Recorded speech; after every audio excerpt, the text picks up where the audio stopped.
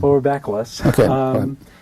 One of the things that we know you'd like to talk about is a little bit about your grandmother and how they came to California, not just to Redondo Beach, but to Southern California, and how that's affected your being here. Well, my grandmother first came to Los Angeles in probably 1984, 85. She was an immigrant from Frankfurt on Main in Germany. And that would be 1884. Oh, I'm sorry, 1884, 85. We'll start over again. My grandmother first came to Los Angeles in 1884, 85. She was an immigrant from Frankfurt on Main in Germany, and she settled down in an area, rented a house in the suburbs of Los Angeles, which was then out in the country, which should be about Washington and San Pedro, and rented a small house there. And a few years later, she met her first husband and started having children, and ended up having 11 children from 2 different husbands. Her first husband died, and she then married a second husband. I thought the interesting thing about her second husband was a painter. He'd always go to work in a suit and tie and a hat and a little bag with his painting work clothes on, and he'd always come home. And all the kids would sit around the table, and none of them were allowed to speak during the dinner meal. Only he and my grandmother were allowed to speak. And so a certain amount of dramatic discipline in that family, which my mother, who was the youngest of the children, kind of carried over, I think, as regard to myself. I think the primary things I've got from my grandmother, who actually helped raise me, because my father left my mother before I was born, and was that she helped, take care of me during the day. And my memory of kind of Los Angeles, and I was born in Los Angeles. Both my parents were born in Los Angeles. Was going to grammar school, kindergarten at the grammar school on, I believe it's 59th and about Hoover, somewhere in there. And I can remember very vividly the 1932 earthquake, where the chimney in the house we rented fell down. And then I mentioned earlier that my mother's brother was a pit boss on the old Rex off of Redondo. And then when I was probably 7 or 8, I remember going out in the Rex and water taxis and running around the gambling ship before the people came in. From 61st, and we lived at 61st in Vermont, just south of the Coliseum. I can remember vividly the cheering in the Olympics in 1932, staying outside the Coliseum and not able to go in because we pretty much were in 32, 33. That kept us alive was I remember big bags of food coming in that my mother would gather at the food bank. The charity food bank was set up. Pretty much in those days, about the most charity you got was a bag of food. They didn't give you any money, and so I think the next memory would be we had to move in with my mother's sister, and I went to school down at I think it was 84th and about Arlington, grammar school there. I can remember being so scared walking into the class, being I think I was out in the 2nd or 3rd grade, and we lived there with my mother's sister, my aunt, for a couple of years. Then we were able to rent a house right near there fairly inexpensively, and that moved on. From there, my mother finally got a decent job. She was working part-time, and was able to we could have a place all of our own, and we moved up to 24th Street and Western, that area, and I went to grammar school at 24th Street Grammar School. I think I went to 5th and 6th grade there, and then went on. We moved again because my memory is they raised our rent, I think, $4 or $5 a month, and that was just too much. And we moved over to 23rd and Crenshaw. Now, during that period of time is when I became my first test of being an entrepreneur. At age 12, which would be 1938, I started selling magazines door to door. So the Lady Home Journal, McCall's, Red Book, Saturday Evening Post. And and that didn't. I felt that didn't pay very much, and so after I became 13, I was able to. I was getting old enough to sell Saturday the Herald Express on the street corner, and I had the line on the corner of Crenshaw and Pico was my corner. And that worked pretty well. The only thing, my mother was scared to death because you sold it by walking the white line between the lanes, and she was scared to death that I was going to get hit, but it didn't seem to bother me. When you're young, you don't think about anything. So then, as I got to be 14, that made me eligible to start delivering morning newspapers. So I started work for the LA Examiner. Alarm went off at 4 o'clock every morning. Got to the delivery place around 4:45, and vowed that I would, when I got old enough, I would never set an alarm, and I would sleep as long as I could. Today I wake up every day around 4:45, 5 o'clock, and that's been my pattern ever since I became an adult. That vow I could never fulfill it. It kind of followed my general understanding of what's happened to me, is that every one of my dreams I was never able to fulfill them.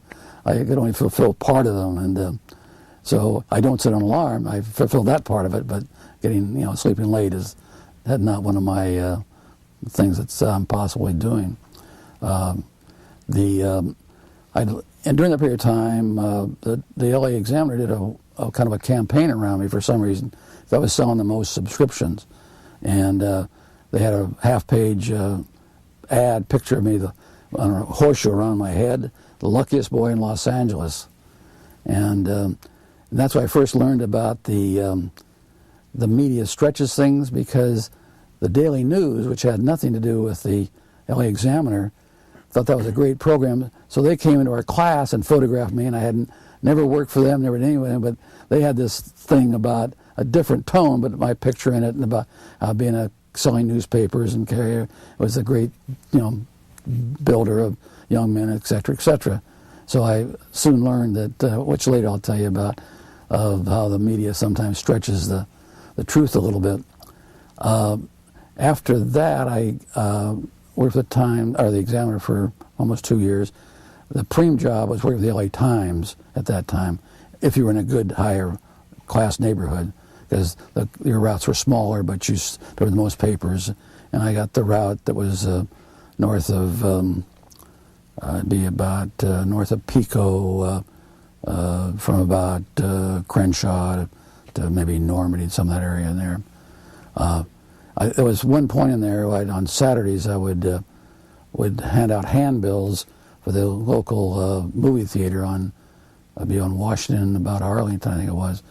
And he'd have this huge thing, and you get a pass, for unlimited pass for the week that you could go. That's how they paid you. So they never gave you money, but you got the pass, and so you got to go to the movies. And that time it was great. There was always 2 features.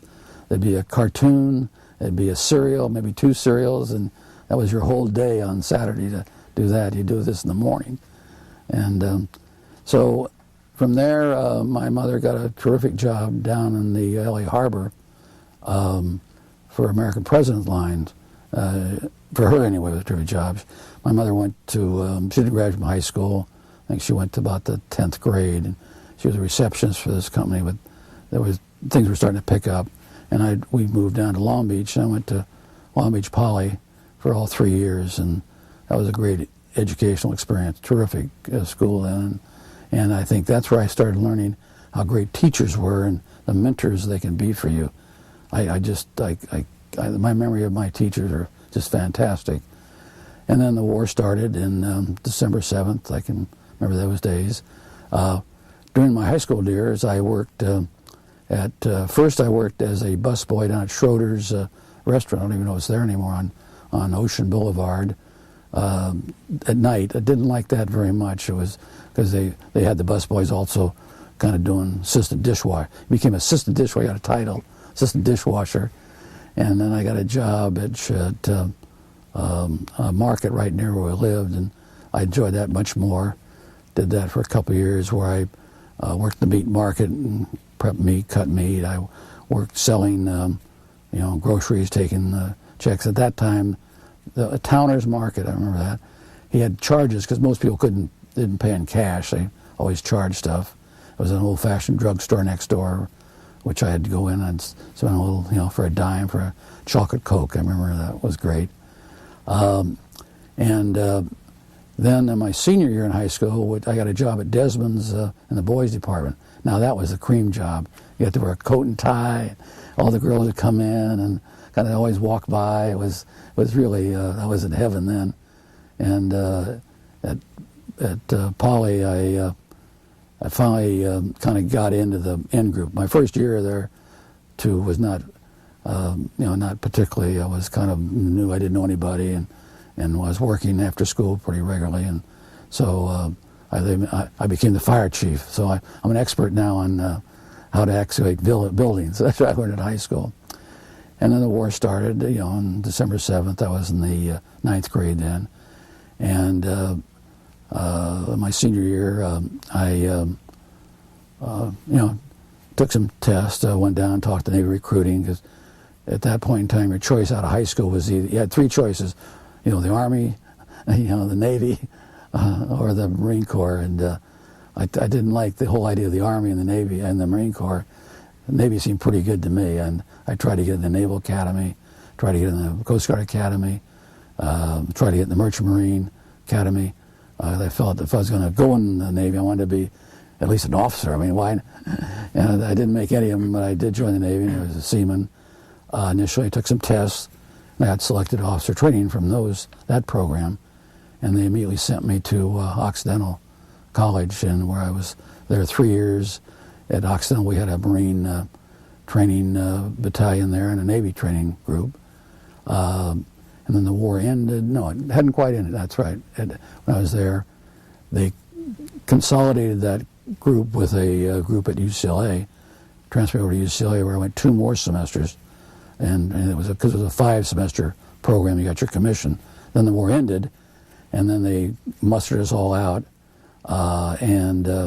They said, well, if you get your degree, we'll commission you if you want to be commissioned. So I went back to school to UCLA on the GI Bill. And during that time, when I got out of the service, I discovered that I could get I was in a fraternity called the Sigma Alpha Epsilon fraternity, and I discovered that the house manager got free room and board, and the treasurer got $50 a month.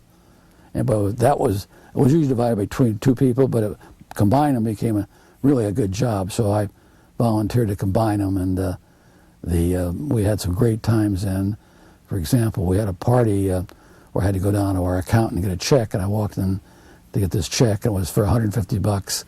And the guy asked, what's the check for? And he says, for an elephant. What do you mean for an elephant? I said, well, we're going to have a circus party, and we've invited Life magazine to come and photograph it. So we had this tremendous party, which was in Life magazine. They gave us a 4-page spread. We had Klieg lights. We had the elephant pulling a lion's cage, and went over to all the dormitories. And we had a guy in a bear costume who went in and picked up the girls and threw them over his shoulder and threw them in the lion's cage. It was just one of the great experiences of life, as far as what you can really make college something. But at UCLA, when I finally got out of service, I registered in the first engineering school at UCLA. There was about maybe 20 of us in the school, and the dean of the school taught most of the classes. They appointed the dean building the school. Now, and then in 1947, if you look in the 47 yearbook, you'll see 2 graduates of the UCLA School of Engineering, myself and another fellow. But I had to go up to Berkeley to get a lab course that UCLA didn't have. And what I got out of my UCLA education was a tremendous thing, which I repeat to a lot of young people. He said, the dean would always tell us, he says, whatever I teach you, by the time you graduate, will be outdated. So my whole mission is to teach you how to think. If I can teach you how to think, I've done my job. And he'd have these classes where you just walk into, and he would say, what do you think about the discount rate today? And most students who don't even read the paper don't even understand what the discount. But he'd force you to read the paper. He'd force you to read books. He'd force you to think. And I thought that was really a very significant part of my personal education, because if you don't think, and he also taught me, I think, that the mind is like a muscle. It has to be worked out all the time. And you work it out by reading and talking to people and getting ideas and, of the banner of all that. And I find that in a lot of days, people, it's amazing how little perspective we really get with what's going on in the world. We get the highlights and the headlines, and very little reading goes on with most people. And statistically, there are, fortunately, enough people at the top of the pyramid, I think, that do the job they have to do to be able to think properly. Then during that period at UCLA, I also started a little carpentry program, and besides being the house manager and the treasurer, I did a little work on weekends and carpentry. And then when I went up to Cal, I expanded that. I met a contractor there who had was doing a lot of work, and they never used subcontractors on carpentry. So I just went in there and I said, show me what you're doing, and and I'll just bid the jobs for you, and fix your costs, and you don't have to worry about it. And he just thought that was just the greatest thing. So at Cal, since I had all I did was take these 2 labs, and I took a couple other cushy courses to make sure I got my GI Bill, and because you had to carry 12 units. And so I had 40 hours a week I could work. I organized my class so I could work all day, Tuesday, Thursday, Saturday, and Sunday. And by doing a contract, I could just do whatever I want. My roommate, who, by the way, at the time, ultimately became vice president of all engineering for Douglas Aircraft, and he was a pretty good carpenter. So he worked for me, and we framed houses, we did remodeling, we did a lot of things. Then I stayed up in Berkeley for about 6 or 7 months, and saved up about $2,500.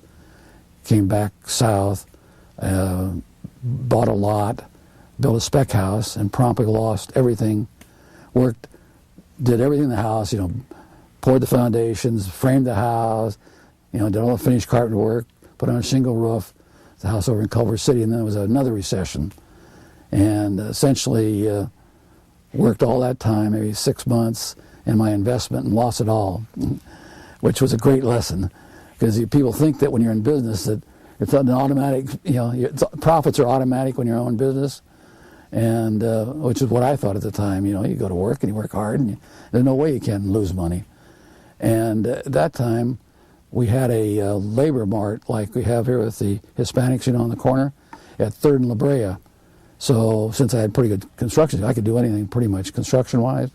And so I went up there and stood in the corner and got picked up, and I did that for a couple weeks. And whatever, every so often you get a guy, he'd say he'd pay you, I know pay then was, a couple $2 an hour, and he'd end up giving you $1 an hour.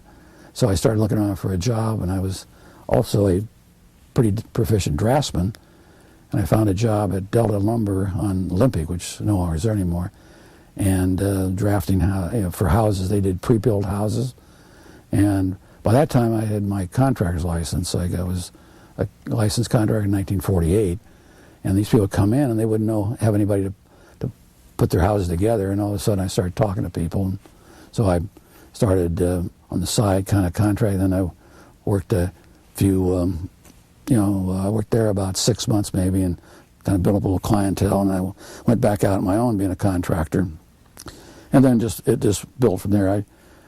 Since I was that time maybe 22, 23, the only kind of project I could get on a contract basis were kind of design and build on hillsides. So we built a lot of hillside custom houses, and my deal was you come in, you tell me what you could afford, and I'd say, well, this is what I can give you, and with a fixed price. And we had a lot of we were on houses we did were on 3 covers of the Time Home magazine. We really was doing very, very well, and but I'd forgotten to mention that when I got my degree, I applied to become an officer of the Navy, and I was commissioned in the Naval Reserve as an ensign, and so I was also on the active reserve at the time, and then Korea started, and I got recalled into the Navy. Preceding that, I probably built about 50 custom houses for people, and really had a law office down in La Brea. What communities did you sell the houses in, or did you build them in? I had, well, I built where I could find any place. At one time, I had a house going in Lynwood.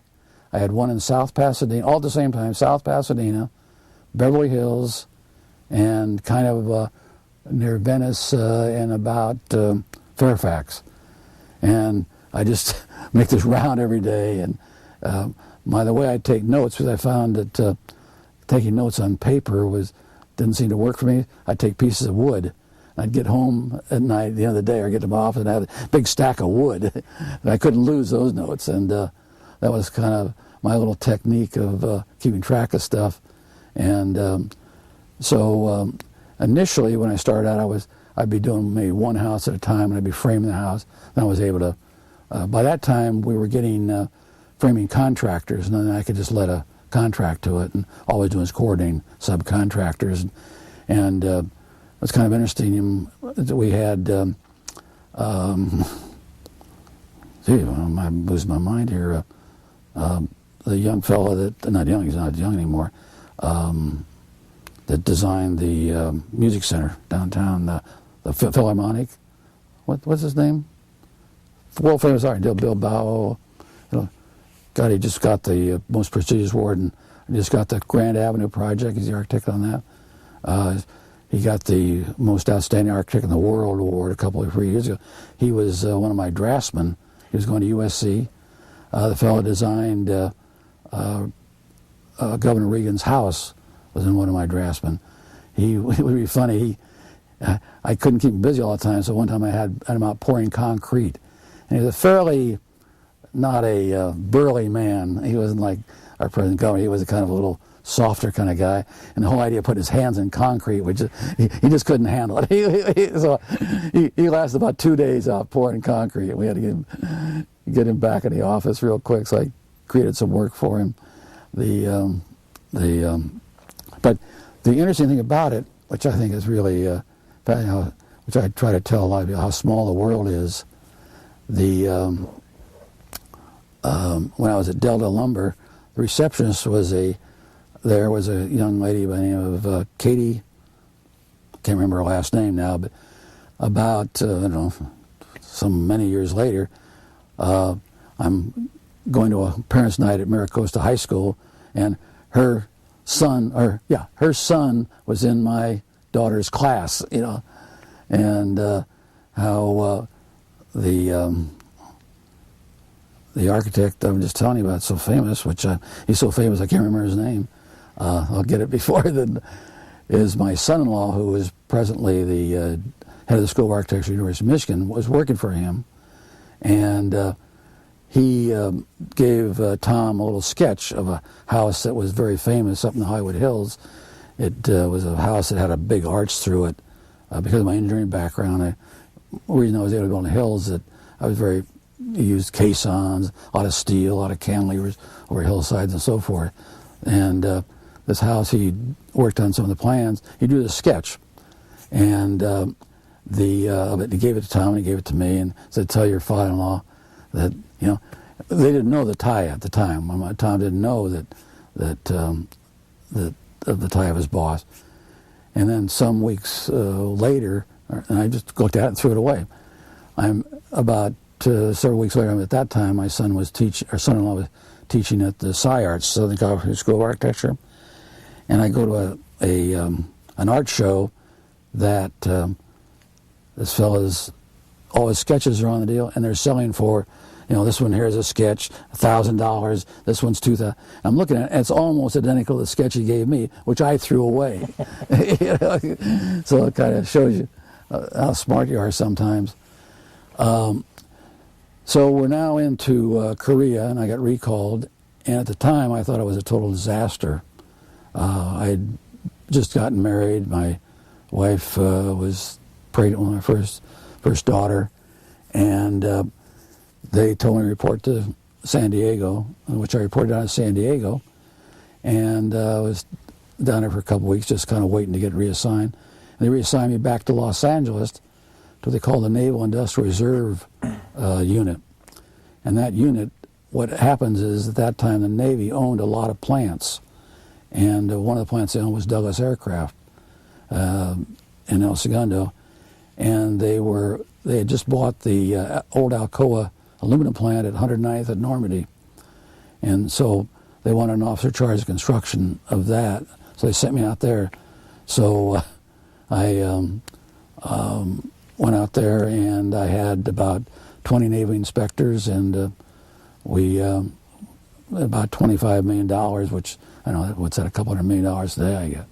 And we rebuilt that plant, and as we built it, they were starting the assembly lines to build the planes for the aircraft carrier that was supposed to be launched all at the same time. It was really a tremendous opportunity for, personal, professional experience.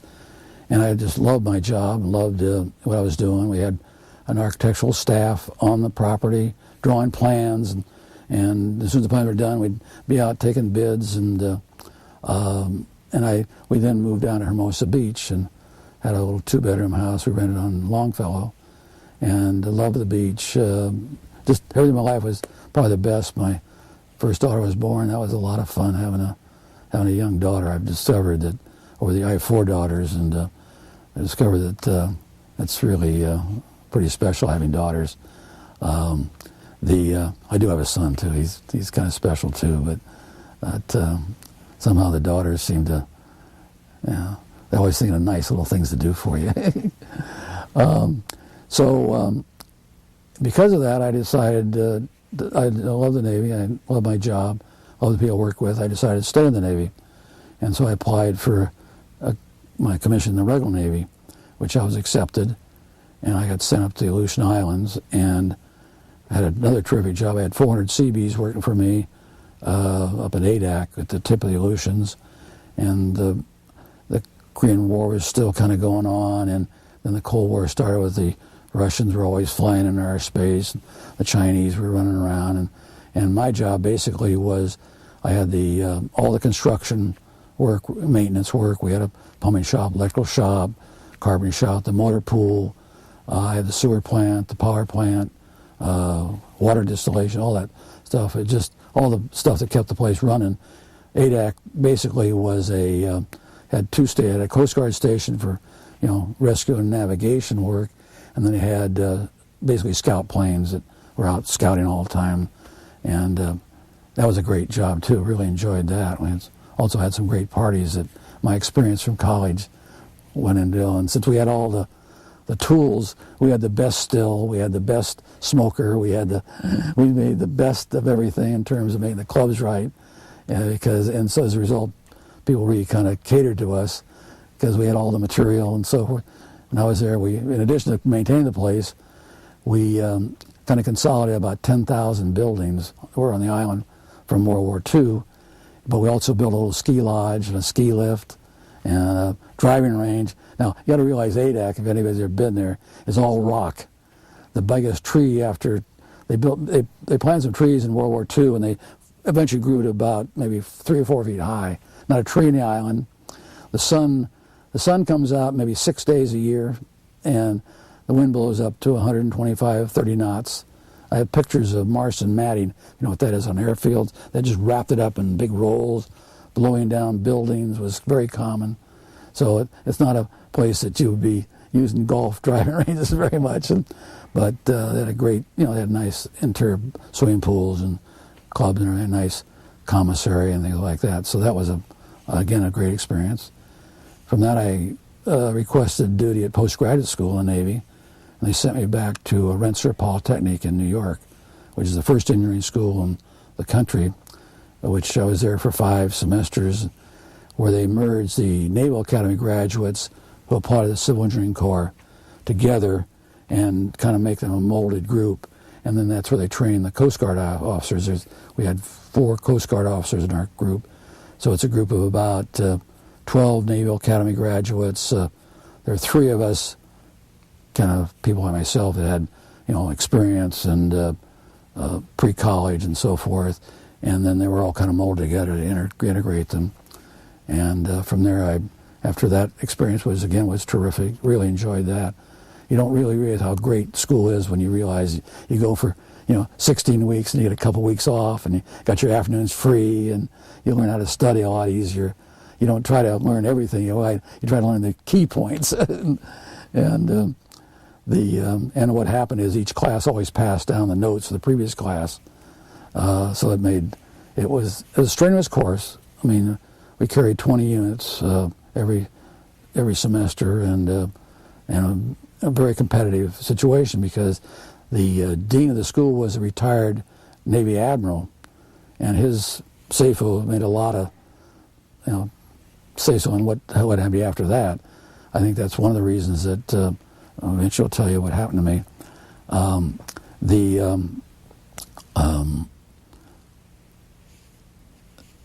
So from Rensselaer, I was sent to be public works officer at Naval Air Station Oakland, which again was a terrific job. Which had all the maintenance, instruction, work on the base, and we lived on the base. Had a terrific interior building. It was a converted something or other, but I know we had a bedroom for. By that time, I had 3 children, and so each of the kids had their own bedroom, and had plenty of storage. Everything was terrific, and we were next to San Francisco, and loved San Francisco, and then as we went through that, we were there for about a year and a half, and promotion came up for me to commander, and I got passed over, and it annoyed me so much that I said, I wanted to be an admiral. I was clearly, if I can stay in the Navy. I mean, I kind of liked how the admirals were treated. They had their own private car, they had drivers, they had mess boys. Admirals do very, very well in the Navy, and that seemed to me to be they had great jobs too. And so I resigned, and they wouldn't accept my resignation. So I went. At that time, I had met a fellow named Hal Ellis, who is, I don't know if you know Grubb and Ellis, is one of the major real estate people, and I bought a lot from him. And on the side, when I was stationed there, I built a little 10-unit apartment, and then I sold that, and then I bought another lot from Hal, and I found an investor to put up money for a bigger unit, and so I had something going on the side, and it just seemed to me I was about 32 there, I guess. Yeah, because I had 27. I'd been in the Navy 7 more years, so I had a total of 9 years on active duty, and I said, well, if I can't be an admiral, I might as well take these opportunities to get back in the building business. And I resigned. They wouldn't accept my resignation. Hal's partner at the time was a fellow named John Grubb, was a good friend of Senator Nolan, who was a U.S. Senator from there. And so we went and he also was his family owned the Oakland Tribune. And I remember going up to the tower of his office and told him my story, and I said, look, I'm going to resign anyway, or they're going to pass me over the second. If they pass you over 2 times, they give you 2 years severance pay.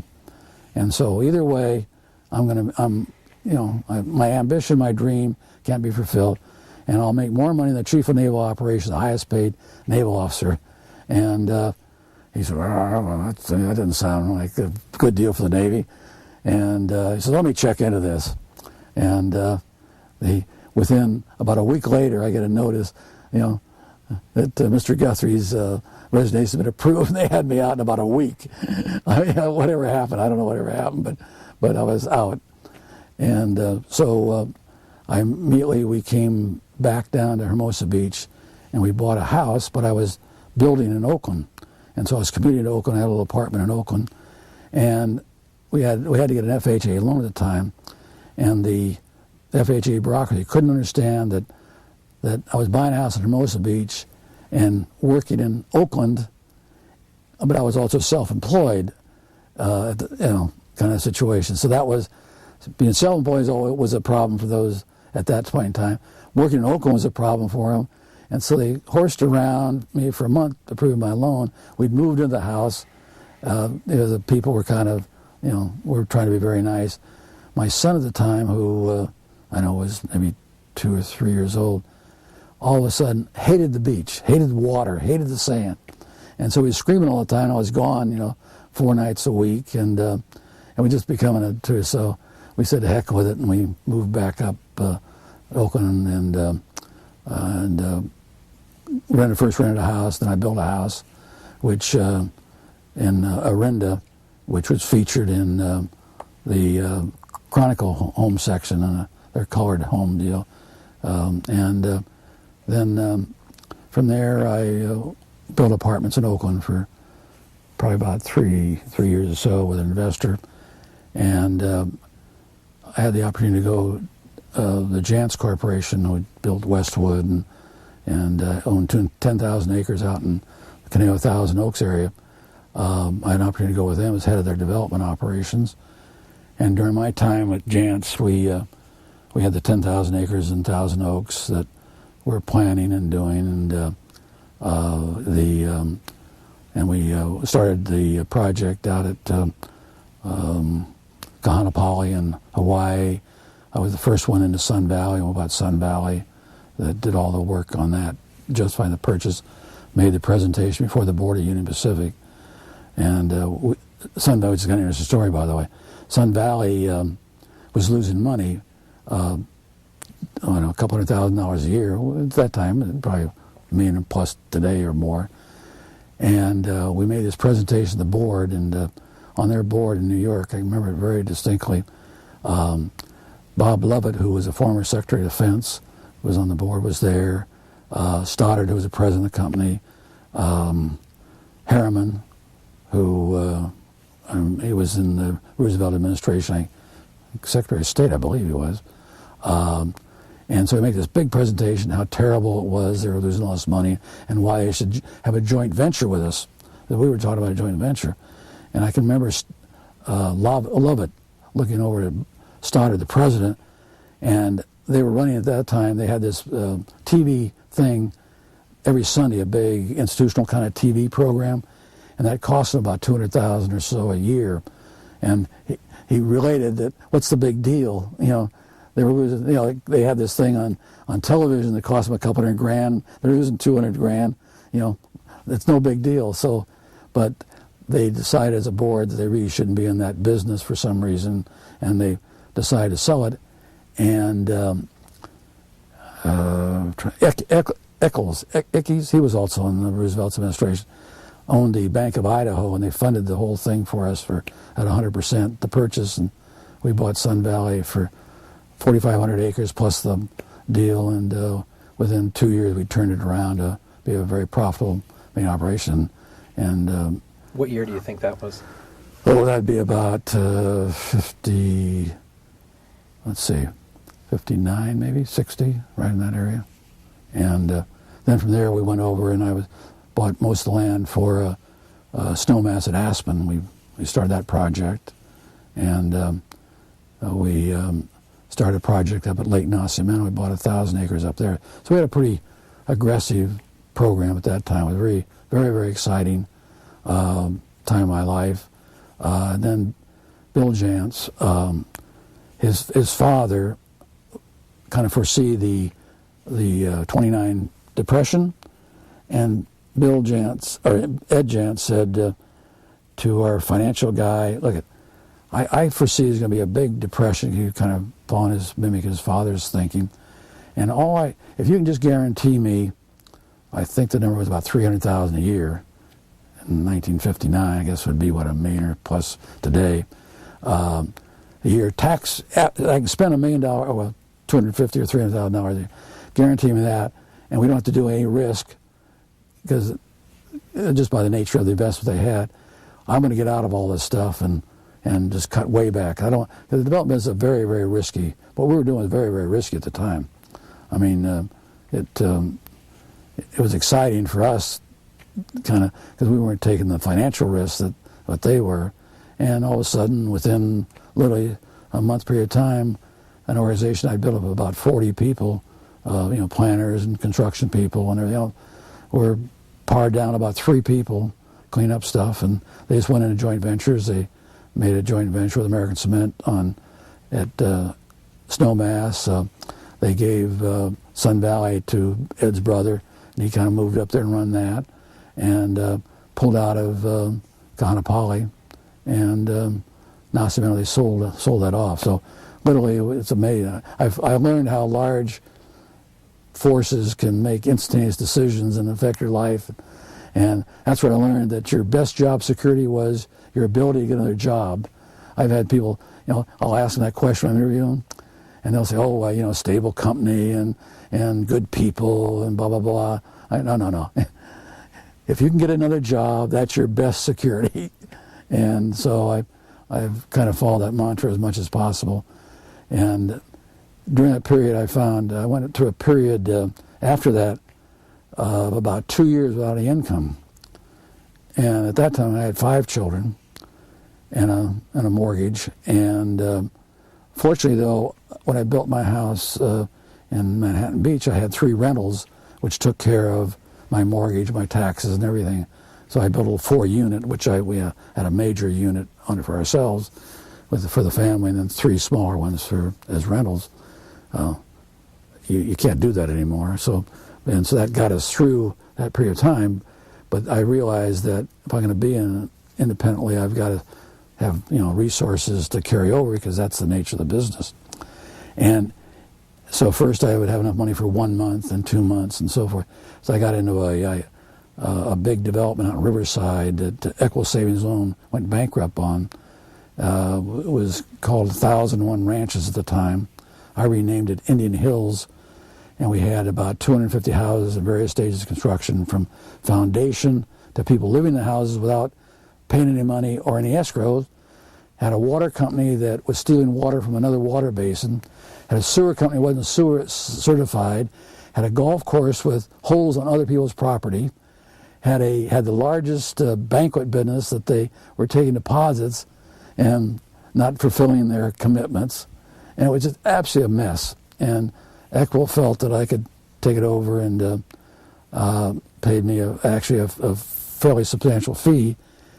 And it was that economic deal that really helped move me into Redondo Beach. It was the impetus, because at that time I was able to accumulate some resources, number one, and also some ability to not have to earn money for a period of time.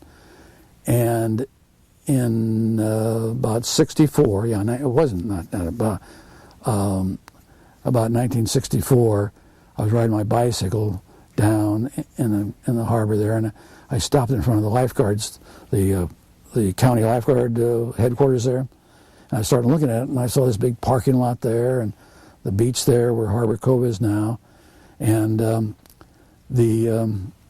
said, "What's this all about?" And I went over and talked to I remember his name now.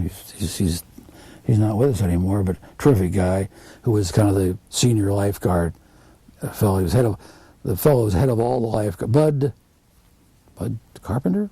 No. Well, I know his name is Bud. And he told me, well, this is all city land, and the city leases out and so forth. And so I went over, and he directed me to Harrison Day, who was the harbor director at the time. And I started talking to Harrison. He said, at that time, the bonds were selling at 80 cents on the dollar. The harbor was essentially bankrupt. You couldn't get financing. It was just a disaster financially. But, the potential, anybody with half a brain could see the potential, at least I thought so. But he gave me this, he says, well, why don't you look at this title policy, because this has been the reason we haven't been able to do anything on this property. It was 18 pages with so many conditions and problems and conflicts that I can see why no one would ever, even anybody privately would invest money in it, because the way it was worded, you had to get all that stuff cleared off. And it's literally something a company couldn't do. It really was somebody like myself who could just go down. So each day I'd take an issue and I'd go to the various places and banks and try to chase down people, because that was all residential lots along there at one time. They had surface rights. They retained when they sold their property. They got condemned out. The condemnation was extremely sloppy. It was done. So eventually I worked out the title policy down to a typical 3 or 4, 5-page policy, which was financeable, but at that point in time, no one would lend on leaseholds.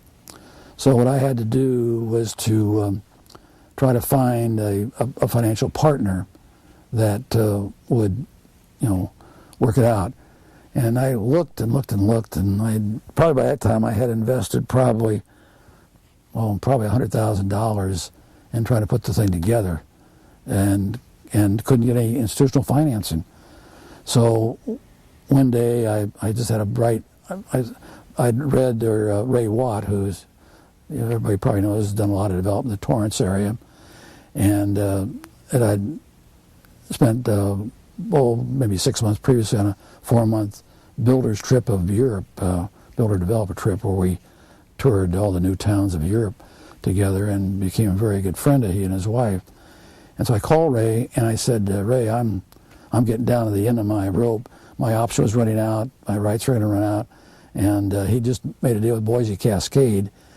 And being a public company, what they were looking for was earnings, because the value of stock is sold on multiples of earnings. So he said, well, I'd give him a quick on the phone. He says, okay, Les, I'll tell you what I'll do. I can see you tomorrow at 5. I said, okay, Ray, I'll be there at 5 tomorrow afternoon. He says, no, 5 in the morning. I said, 5 in the morning? You want to meet at 5 in the morning? Well, yeah, sure, we're in business at 5 in the morning. What's the big deal? And so I get over to his office at 4:30 just to make sure, because I was nervous and I wanted to be relaxed, and I didn't want to have any problem. I wanted to be able to go to John and everything. I wanted to be in my perfect position. So I get in there at 4:30 to his office. The lights are blaring. I go in there and he's got somebody in this office over he's talking with. He's got his construction people over he's talking to, and he's got somebody over he's talking to. He says, let's sit over there in that office over there. So he puts me in this little office. I go over there and I sit there. And about 15 minutes comes roaring in. Because I have, to make a deal, you got to have plans, and I had plans and showing what the project was, and the lease that the city had drawn up, and he looked at it, and we talked for about 15, 20 minutes. He says, no problem, you got a deal. And Ray is a guy that is a world that is no longer exists, I'll guarantee you. Well, there's a few people. The handshake is, when you handshake with a guy like Ray Watt, or Harrison Day, or who's city manager then? Francis Hopkins. It's done, and the documentation, all the documentation does just to have it, because you have to have the documentation, and if there's a misagreement in the documentation, these are people that you work out the situation. You don't take advantage of it. You just say, oh, we had a misunderstanding, and what did you think it was? And you didn't think it was, and you always worked it out. I mean, it was amazing to me that for me at that point in time, because that was my real first experience in that kind of a world. My previous experience with the government was through building departments, which is a whole different experience than dealing with an individual like Francis Hopkins and Harrison Day. So, and Ray Watt. So, Ray Watt, Boise Cascade, financed Harbor Cove and the Chart House. An interesting story about that, which I thought was always kind of fun. This was the third chart house. At that time, the chart house was owned by Buzzy Bent, who was a underwater officer in the Navy in Korea. Went into Incheon and did some of the underwater work. Terrific young man. His partner was Joey Cabell, who was a Makaha surfing champion. They had this little storefront restaurant, Aspen, they built. Then they went down to San Diego and they built a more nicer restaurant down there. And this is the third. They'd always schedule their meetings with me when the surf was just right, and they'd always bring their surfboards with them. They leave them outside the door. They'd always be in their surfing outfits, and they would never have a discussion unless they could either surf before or after the meeting. It was always tied into that world. I said, no, these guys have really got it right. I mean, they're not going to give up anything. Well, they eventually sold the chain, made a lot of money, and retired. And I don't know whatever kind of happened to them after that. But it was really it was interesting seeing how people who really understand how to live can do it if you just do it, kind of thing. So I found myself fascinated by and when I was busting my butt and trying to, work all the time, get to office early, and etc. And these guys were doing very, very well and having a good time, and etc. In fact, at that time, I had this idea. I don't know if you remember a road show called Route 66. Well, I had this whole idea that we'd do a TV show on these two guys, and they were having these restaurants, and they had these things around the restaurants, and they would have them all over the country and the whole deal. And I tried to pitch that to a friend of mine in the deal, but and I went back. He said, "Oh, that's a great idea." And then I went back to Joey and they said, "Oh, no, we're going to have to meet schedules. We have to be at certain places. They've got, restrictions on it. No, we don't want anything to do with that one." And I think they were, again, the smarter ones of the bunch, because you do get trapped into these kind of work situations sometimes. But we went ahead and we, as I said, we got the financing, because it was on their line of credit financing. Couldn't get institutional finance at that time. Well, we started the job, and we got the caissons drilled for Harbor Cove, and a plumber strike occurred. And oh my God, and that went on for 3 or 4 months, and we had open caissons, and since at that time most of the construction workers were union, no one would pass the picket lines, and it looked like it was going to be a total disaster. And then finally that got settled, and we went on, and I think a funny story that we had a councilman who was also the electrician foreman on the job. He was the head guy. And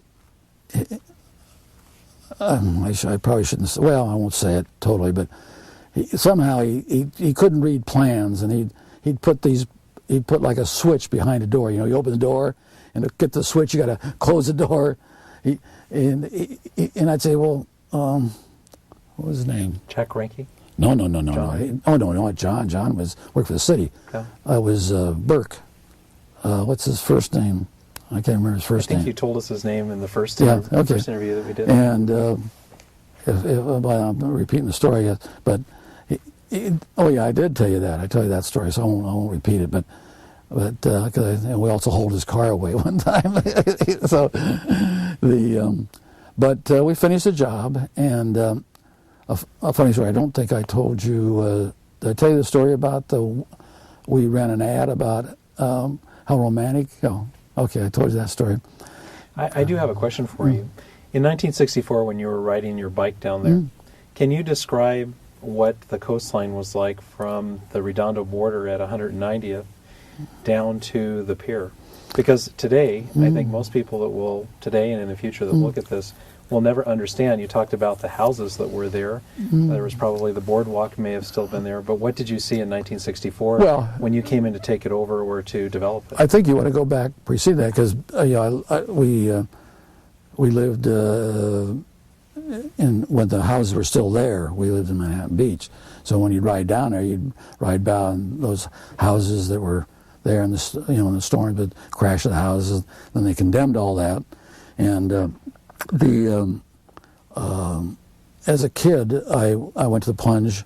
We'd take the red car down, and so the whole area was very familiar with me. My grandmother lived on my father's side, just north of City Hall, so Redondo was very familiar to me. And the people talk about it being crowded today. I mean, I'll tell you, crowds, you didn't know what crowds was. You see them in those days, the wall-to-wall people. The beach was like Coney Island. It was unbelievable.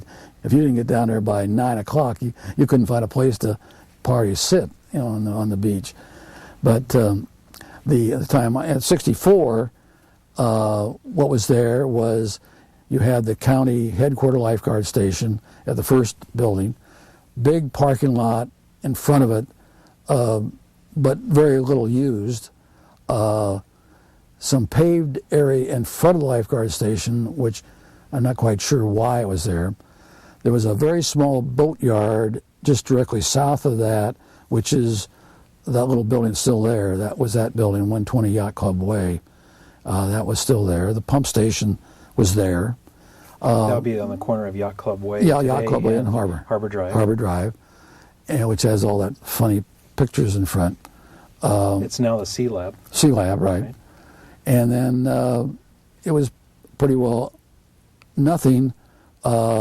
At the corner of Marina Way and Harbor Drive was a little 2-story office building, which was kind of just where the rental office was for the marina, and the accounting office, and there was some restrooms in there.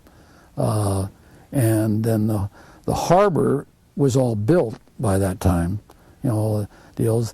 It was at that time probably about 80%, I would say, full of boats. The yacht club was built. That was built probably in about 62, maybe 63, maybe 4, yeah. It was out there complete. It was nothing on the Animal B at all. Shortly thereafter, they built the harbor master out there. The marina operator, Paul Troutwine, made a deal with the city to build it for him and finance it. You go down into there was a lobster house was there, which is now the Blue Water Grill. That was there. There was parking then. From there was no which is now Harbor Restaurant, I think they call it. Yeah. Harbor Restaurant. There was no Cheesecake Factory. On that site there, we subsequently later made a proposal, which I'll get to after I answer this question to you. And there was the oil drilling site. The oils were active. They were drilling oil out of the site. The oil wells at that time were at the corner of Harbor Drive and Portofino Way. Portofino Way. That was there. The little office building was there. It was there for the